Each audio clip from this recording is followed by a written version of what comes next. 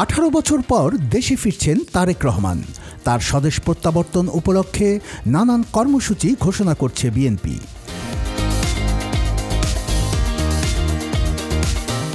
এবার ঘোষণা দেয়া হলো সোশ্যাল মিডিয়ার জন্য রিল তৈরি প্রতিযোগিতার।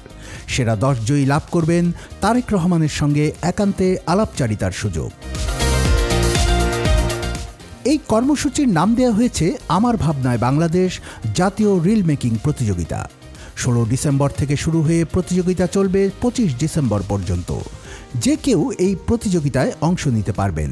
11টি নির্ধারিত বিষয়ের যে কোনো একটি বিষয়ে 1 মিনিট দৈর্ঘ্যের রিল ভিডিও বানাতে হবে।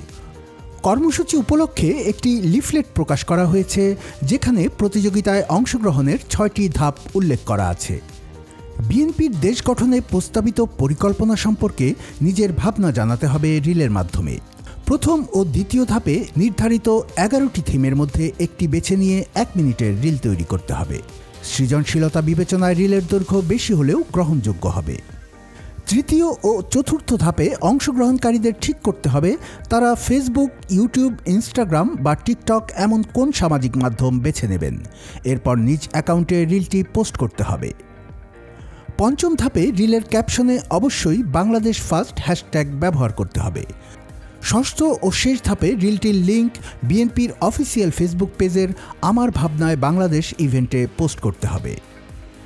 রিলের ভিডিও কন্টেন্টের ধরন হবে একক বক্তব্য, স্যাটায়ার, গান, সংলাপ বা অভিনয়।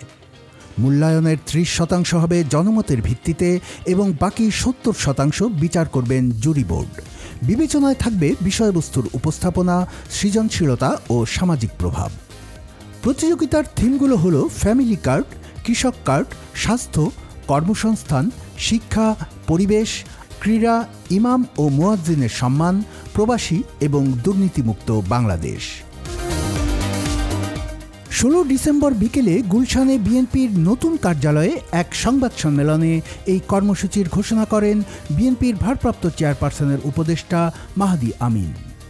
প্রতিযোগিতায় সেরা 10 জন অংশগ্রহণকারী একটি অনুষ্ঠানে তারেক রহমানের সঙ্গে একান্তে আলাপের সুযোগ পাবেন বলে জানান তার উপদেষ্টা মাহদী আমিন।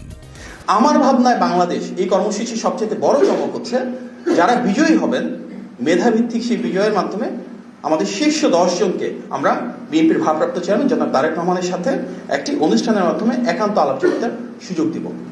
সুতরাং আমার ভাবনায় বাংলাদেশ এই কর্মসূচির মাধ্যমে বাংলাদেশের প্রতিটি মানুষ যেই বাংলাদেশটা দেখতে চান, যেখানে মানবাধিকার থাকবে, বাক স্বাধীনতা থাকবে, আইনের অনুশাসন থাকবে, যে বাংলাদেশে সবার জন্য সমান সুযোগ থাকবে এবং যে উন্নয়ন হবে সেটি প্রতি শ্রেণী এবং পেশার মানুষের জন্য, গ্রাম থেকে শুরু করে শহর প্রতিটি পর্যায়ের জন্য, সেটি আমরা নিশ্চিত করতে চাই যেন যার যে চিন্তা ভাবনা পরিকল্পনা রয়েছে সেটি সন্নিবেশ আমাদের রিল প্রতিযোগিতার মাধ্যমে হয়।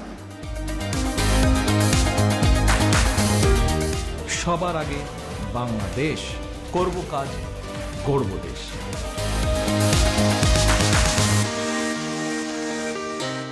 কুমিল্লার কাগজ, নিউজ ডেস্ক।